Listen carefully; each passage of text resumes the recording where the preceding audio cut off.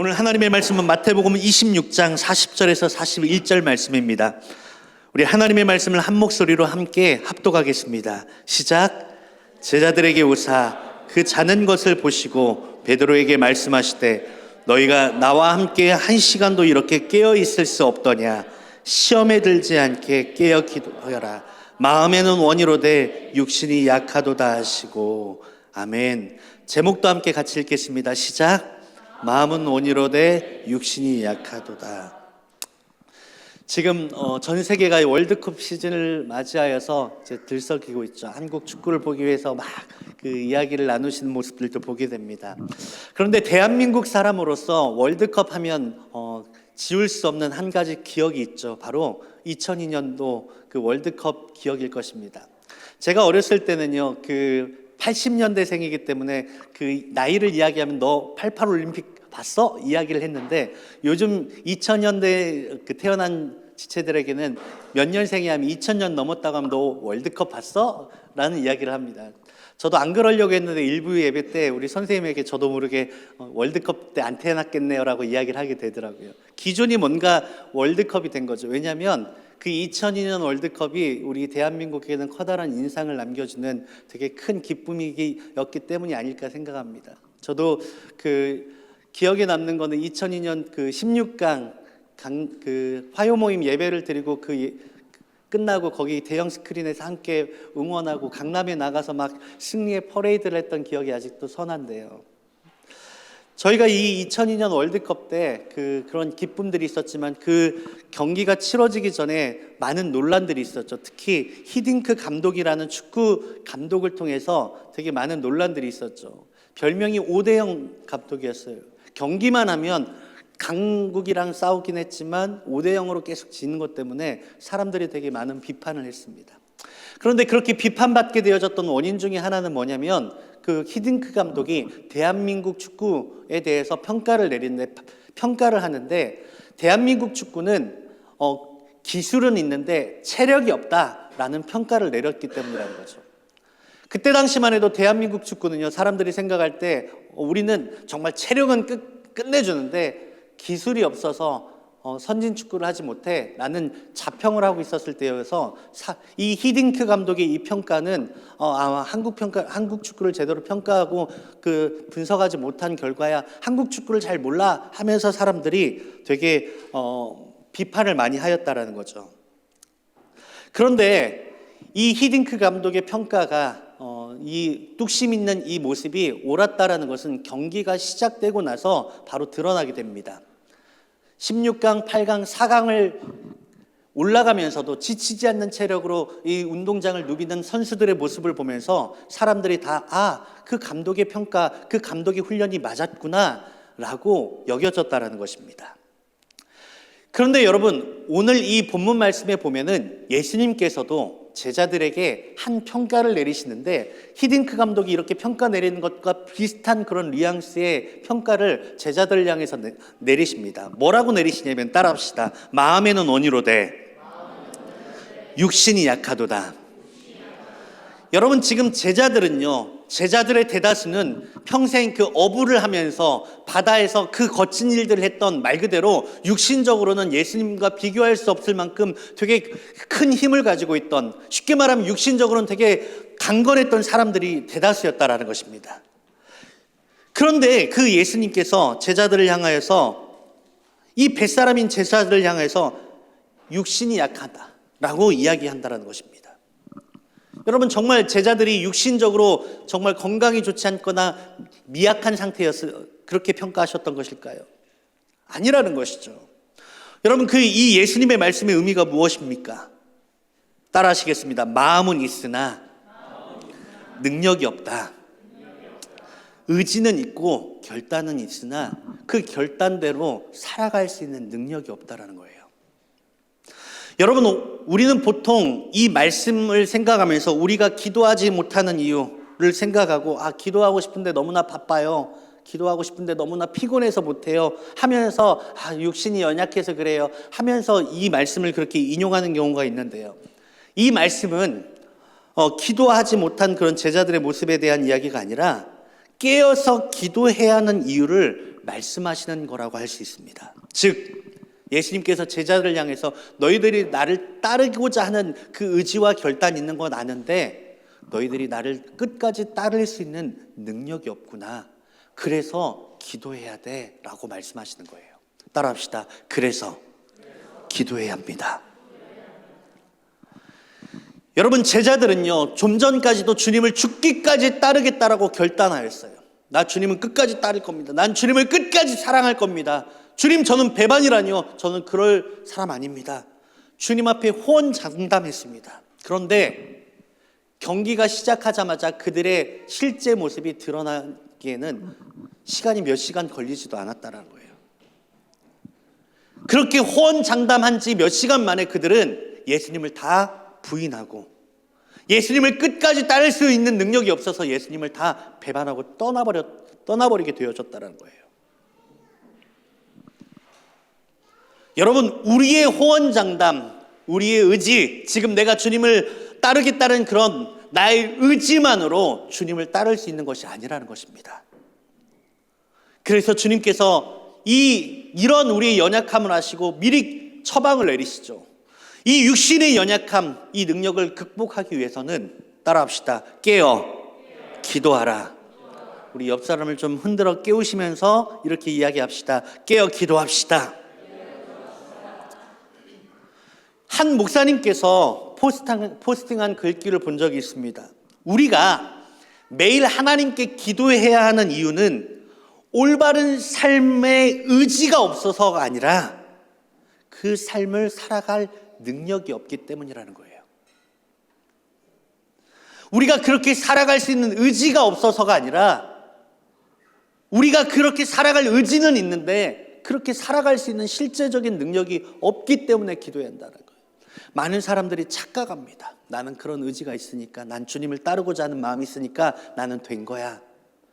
여러분, 그런 착각에서 벗어나시기를 예수님의 이름으로 축복합니다.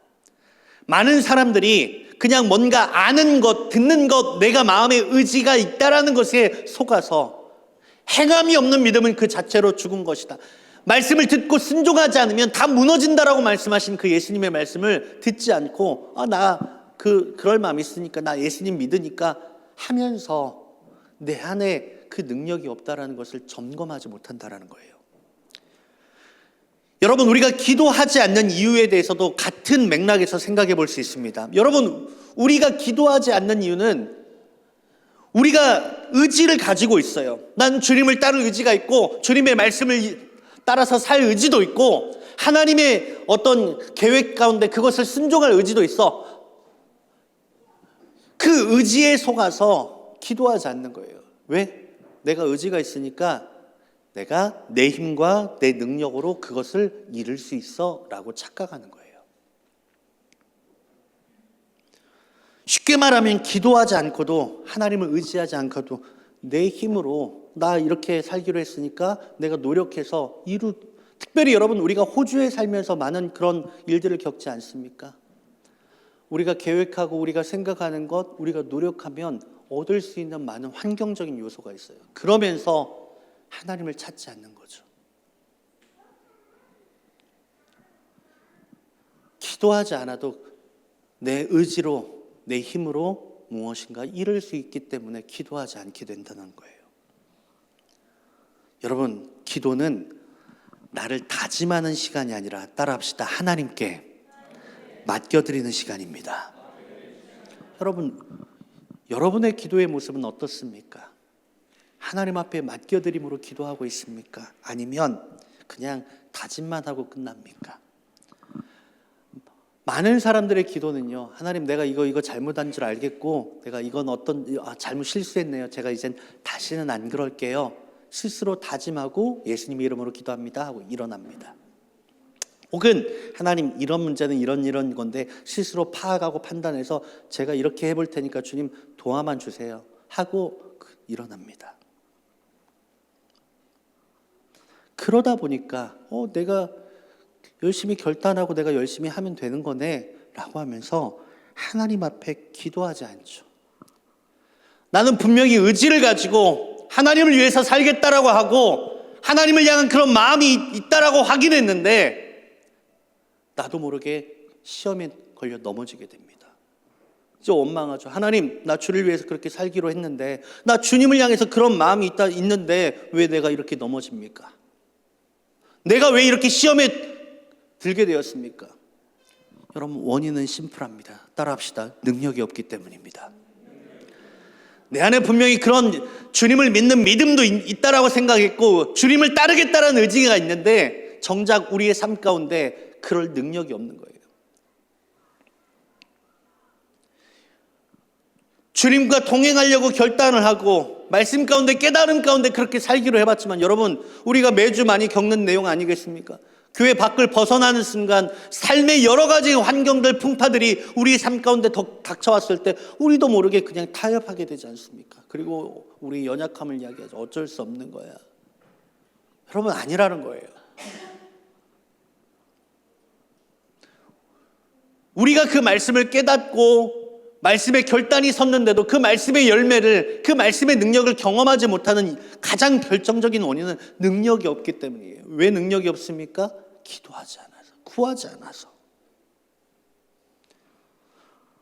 여러분, 우리가 주일날 말씀을 듣고 기도하는 시간을 갖죠. 왜 기도합니까? 그 이유 중에 하나는요, 우리가 하나님의 말씀을 듣고 깨달음이 있습니다. 결단이 있습니다. 그런데 그냥 깨달음과 결단만으로 이루어지는 것이 아니에요.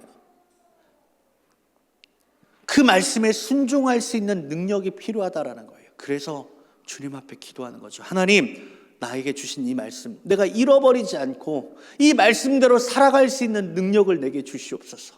주님이 나의 동행해 주셔서 이 말씀이 이루어지게 하여 주시옵소서. 여러분, 우리가 예배 끝 설교 후에 기도하는 내용이 그런 내용이 돼야 돼요. 그러할 때 여러분, 내 힘으로 할 수 없는 그 하나님의 능력을 경험하는 저와 여러분들이 되어질 줄 믿습니다. 여러분, 우리가 이와 같이 시험에 들지 않기 위해서 하나님의 말씀의 능력을 경험하기 위해서는요, 깨어서 기도해야 기도해야 합니다. 그런데 예수님께서 오늘 기도하라고 말씀하시는데 그냥 기도하라고 말씀하시는 것이 아니라 할 때 전제되어지는 것이 있다라는 것입니다. 그것이 무엇입니까? 같이 고백합시다. 깨어 있어야 합니다. 다시 한번, 지금 약간 졸릴 타이밍이 됐습니다. 흔드십시오. 깨어 있읍시다. 좀 흔들어지면서 말씀해 주세요. 깨어 있읍시다. 여러분, 깨어 있다라는 것이 무슨 의미입니까? 그냥 눈 뜨고 있는 것이 깨어 있는 것일까요? 그것만이 깨어 있는 것은 아니죠. 이 깨어 있다라는 의미의 헬라어는요, 그레고레오라는 단어를 사용하는데 이는 깨어 있다, 주시하다, 망보다, 방심하지 않다라는 의미를 가지고 있다고 합니다. 그리고 이 깨어있다라는 의미에 해당하는 히브리어는 샤카드라는 단어를 사용하는데 이는 성을 지키는 파수꾼의 깨어있음을 의미할 때 사용되어지는 단어랍니다. 어떤 단어라고요? 파수꾼. 제가 일부 예배 때 아까 2000년 이후에 태어나신 선생님께 파수꾼이 뭔지 아세요? 그랬더니 모르신대요. 파수꾼은 뭐냐면 성을 지키는, 쉽게 말하면 가드예요.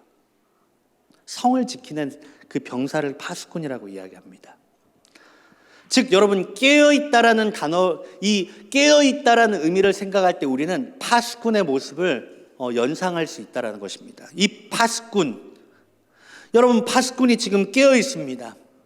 깨어서 새벽에, 밤에 잠을 자지 않고 성벽을 지킵니다. 여러분, 이 파수꾼이 이렇게 성벽을 지키고 깨어 있는 이유가 무엇입니까? 지금 눈앞에 적이 보이진 않지만 적이 올 것이라는 그 말씀을 생각하면서 적이 언제 올지 모르는 걸 대비하는 모습이 바로 깨어있는 모습이에요.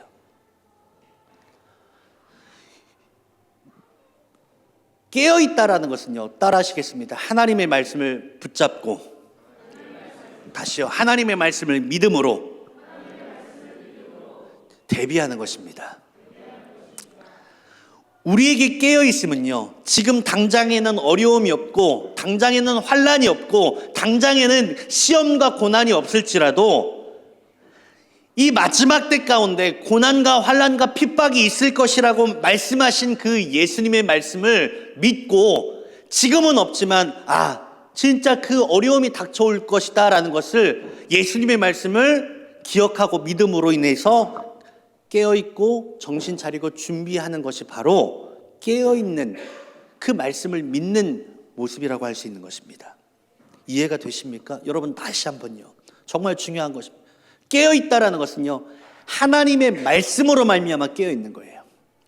주님이 이런 일들이 일어날 것이야 그랬을 때 그냥 가 아니라 그렇군요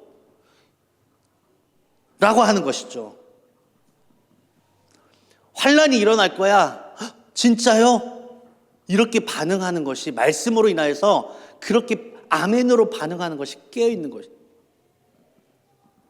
즉 여러분, 기도는요, 하나님의 말씀이 이루어질 것이라는 것을 믿는 그 깨어있는 자가 하는 것이 기도라는 거예요. 따라합시다. 깨어있어야 기도하는 것입니다. 그냥 주권부원하게 그냥 습관적으로 그런 게 아니라 하나님의 말씀을 붙잡고 그 말씀의 때를 따라서 주님 앞에 기도하는 것, 이게 기도라는 거예요. 그렇게 말씀 가운데 깨어서 기도하는 자가 준비하게 되고요, 그 기도를 통해서 하나님께서 시험을 이길 수 있는 능력을 부어주시게 되는 것입니다. 여러분, 제자들은요, 예수님께서 십자가의 죽음에 대해서 끈이 계속 말씀하시고 심지어 내가 이제 죽겠다라고 말씀하셨는데 그 예수님의 말씀을 귀담아 듣지 않았어요. 뭐 그러겠지, 또 뭔가 또 비유의 말씀이겠지 하면서 예수님 자신의 어떤 욕심, 자신의 어떤 계획, 자신의 뜻, 그것에 예수님의 음성을 덮어버렸다라는 거예요. 그 결과가 어떻게 되었습니까?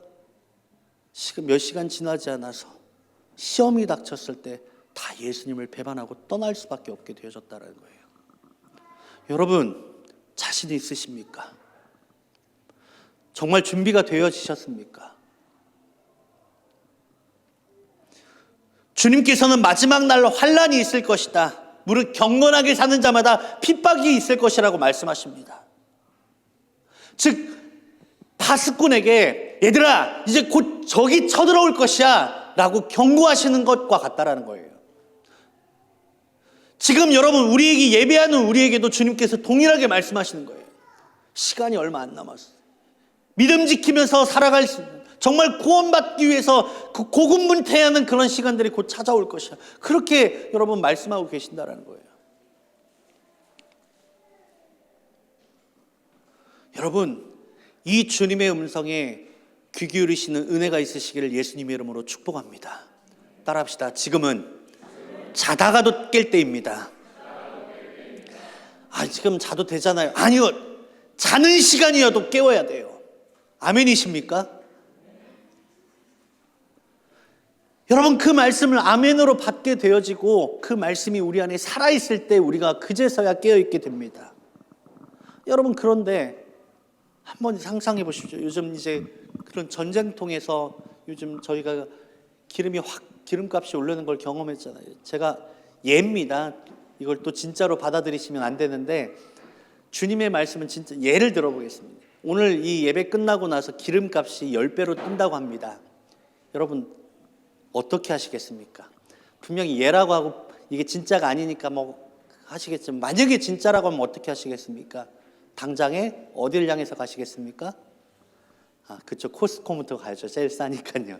코스트코 가서 기름을 있는 통 없는 통 다 빌려서 넣지 않겠습니까? 맞으시죠? 여기서 조금 더 지혜로우신 분은 뭘 생각하겠습니까? 운송료도 오를 거고 재료비도 오를 거고 물가가 오르겠구나 하면서 코스트코에서 있는 돈 없는 돈 생필품을 다 긁어 모으겠죠. 왜? 그래야 조금 더 버티니까. 돈이 없어요. 어떻게 하시겠습니까? 빌려서라도 해야죠. 빌려서라도 해야 합니다. 우리에게 말씀하신 그 내용을 가지고 여러분 깨어있는 모습이 이와 같다라고 할 수 있습니다.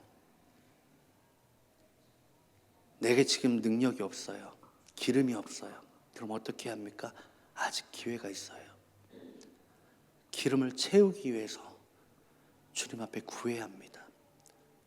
능력이 없습니까? 여러분 구하라고 말씀하십니다. 주님께서 뭐라고 말씀하십니까? 따라합시다. 구하라 주실 것이요. 여러분, 구하면 주신다라고 말씀하세요. 지금은 구해서 준비할 수 있는 기회가 있어요. 여러분, 지금은 기회가 있습니다. 그러나 기회는 늘 있는 것이 아닙니다. 베데스다 연못에서 38년 된 병자, 예수님께서 그 병자에게 찾아오십니다. 그리고 뭐라고 말씀하십니까? 네가 무엇을 원하느냐? 따라합시다. 무엇을 원하느냐? 그럼 무엇을 원하느냐라는 뜻이 무엇입니까? 네가 말하면 내가 들어줄게 라는 거예요. 구해. 뭐 원하는지 구해. 그럼 내가 들어줄게 라고 말씀하시는 겁니다. 그런데 여러분, 이 38년 된 병자는 야, 뭘 원해? 내가 들어줄게 라고 말씀하신 그 주님의 음성에 뭐라고 이야기합니까? 동문서답합니다. 나 이거 원합니다. 병 낫기 원합니다 라고 말하는 것이 아니라 내가 지금 왜 38년 동안 병 못 고침받은 이유가 뭐냐면 내가 가려고 할 때마다 사람들이 먼저 갑니다. 지금 이 상황이 이럽니다. 상황에 대한 핑계를 하면서 동문서답한다는 거예요. 여러분, 우리의 모습이 이런 모습 아닙니까? 주님께서는 지금 우리의 믿음 없는 것을 보시고 구해라, 깨어서 기도하면 돼 라고 말씀하시는데, 주님, 전 너무 피곤해서요, 능력이 없어서요, 지금 생활이 너무나 바빠. 알았어, 그러니까 기도해야 돼. 그러니까 구하라고. 너 지금 생활의 바쁨에 속아가지고 준비 못하고 있잖아. 그러니까 깨어서 기도하라고. 그런데 뭐라고 이야기합니까? 지금 애도 키워야 하고. 안다니까. 그 문제를 위해서 기도하라고. 저 지금 비자 문제 때문에 지금 기도할 여력이 안다니까. 그 비자 때문에 기도하라고. 그 시험 때문에 주님 놓치지 않기 위해서 기도하라고. 주님, 저 일이 너무나 바쁜데요. 알아. 그 일 때문에, 그 시험에 넘어지지 않기 위해서 내가 도와줄 테니까 기도해. 여러분, 기도를 통하여 주님께서 역사하실 줄 믿으시면 아멘 합시다. 바빠서 기도 못하는 것이 아니라 기도하지 못하게 하기 위해서 바쁜 거예요. 동의하시면 아멘 합시다. 빌 하이빌 목사님이 책에서 너무 바빠서 기도합니다라는 책, 여러분 제목만 봐도 무엇을 의미하는지 알지 않겠습니까? 너무 바빠서 기도해야 돼요. 여러분, 이 마지막 때 가운데 여러분 믿음 잃지 않고 정말 주님을 끝까지 따르실 능력을 준비하고 계십니까? 마음의 결단이 있더라도요, 여러분, 우리가 기도하지 않고 있다면 어찌 보면 우리가 준비되지 못하고 있는지도 모릅니다. 결단과 의지 필요하죠. 그것만으로 되는 것이 아니라는 거예요. 우리가 기도함으로 늘 성령의 충만함 가운데 성령께서 나에게 능력이 되어주시지 않으면 여러분, 목사라고 해서 자신할 수 없습니다. 늘 깨어 기도해야 합니다. 무시로 성령 안에서 기도해야 돼요. 성령께서 나를 영적으로 계속 깨워주시도록 여러분, 지금은 자다가도 깰 때, 자다가도 기도해야 할 때, 여러분 기도해야 합니다. 하우처치 매주 금요 예배 이야기하는 건요, 다른 것이 아니라 우리가 어떻게든지 기도하자. 사람의 어떤 알량한 말의 위로가 아니라 정말 하나님의 능력을 경험하는 저와 여러분들 되어주시길 예수님의 이름으로 축원합니다. 그 능력이 있어야 살아요. 일상에 시간을 정해서 좀 기도합시다. 5분이라도. 눈 뜨자마자 기도하고 자기 전에 5분이라도 기도하고. 제가 일부 예배 때 우리 교사들하고 그 이야기 했는데, 자기 전에 습관적으로 핸드폰 만드시는 분 많죠. 차라리 이게 알람이 되었으면 좋겠어요. 핸드폰을 자려고 드는 순간 5분만 기도하고 핸드폰 잡자. 아멘이십니까? 여러분, 이렇게라도 기도하게 하려고 하는 이 목회자의 마음을 좀 여러분 생각해 주시길 바랍니다. 기도해야 살아요.